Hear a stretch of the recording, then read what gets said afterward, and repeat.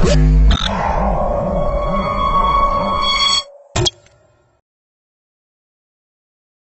everybody, I'm Christopher Green. You're watching Green Wave TV, alternative media television. So we have some pretty breaking developments in this NSA whistleblower Edward Snowden case.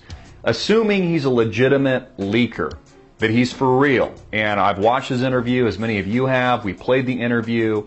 It appears to be he has very good answers to the questions that are being asked him by Glenn Greenwald. Of course, this blew the cover off the ball. If you're just tuning in, that made official are already increased suspicions. We've been talking about this for literally over 4 years now, that you're being monitored on a daily basis by Google, Facebook, Twitter, other social media, that this is illegal search and seizure. This is completely anti-constitutional in every regard. But what's very interesting about this case, and very interesting about Edward Snowden specifically, is how this ties in to not just Glenn Greenwald himself, who has a historical track record of blowing the cover off these types of stories, but how this specifically ties into the liberty movement itself and ties into people like Peter Thiel, founder of the PayPal Mafia. He's a multi-billionaire worth about $1.5 billion, and also how Greenwald, Thiel, Palantir Technologies ties into the liberty movement itself and Ron Paul. Now remember, a couple videos ago we broke to you, and I've known this for some time, we've been on this story for over a year, that Ron Paul's largest contributor to his Liberty Super PAC was Peter Thiel, the founder of PayPal, having donated some $3+ million to the Ron Paul for President campaign. Raises a little bit of an eyebrow when you have that kind of financing coming from a single distinct individual. What's also interesting about this is Peter Thiel, a venture capitalist in his own right, also started a hedge fund, started a company known as Palantir Technologies.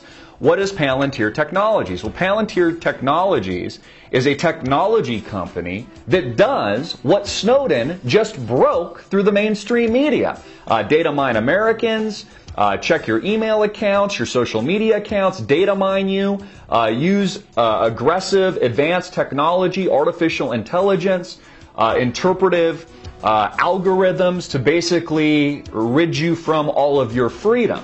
Peter Thiel, largest donor to Ron Paul, also having started Palantir Technologies, which ties directly in to the surveillance state itself. What's really interesting about this is that, number one, and I mentioned this to you in the last video, a few videos ago, Palantir Technologies is in bed with a company called InQtel, INQTEL, which is a CIA-based hedge fund, literally in bed financially with Peter Thiel's Palantir Technologies, having made a considerable investment in his company and in this particular company. But where it gets interesting is how this ties in to WikiLeaks and Julian Assange, another type of these martyrs, another martyrdom situation where Julian Assange is, potentially trying to be extradited by the United States. He's this whistleblower that, breaks all these secrets regarding the Iraq and Afghanistan wars.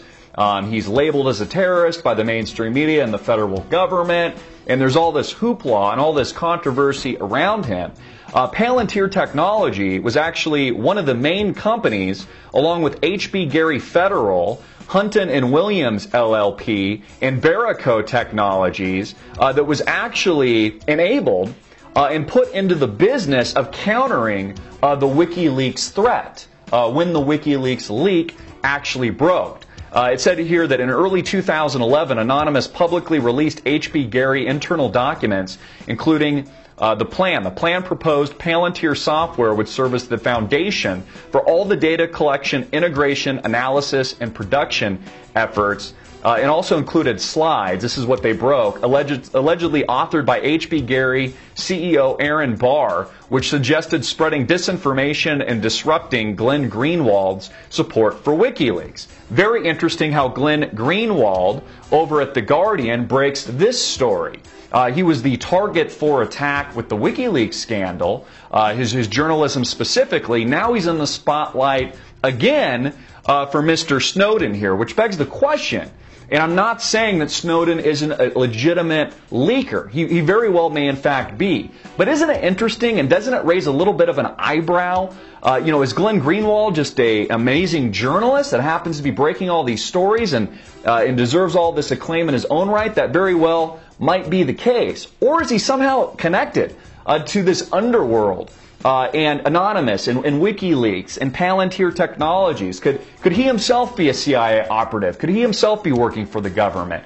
Is Snowden himself a legitimate leaker? We know he worked for the NSA and the CIA. What does that mean? I mean, that in and of itself raises some suspicions that he could have turned. He could be acting as a double agent. The federal government here in the States wants you to believe that maybe he was working for China or something like that, but he likely could just be working here for the United States government.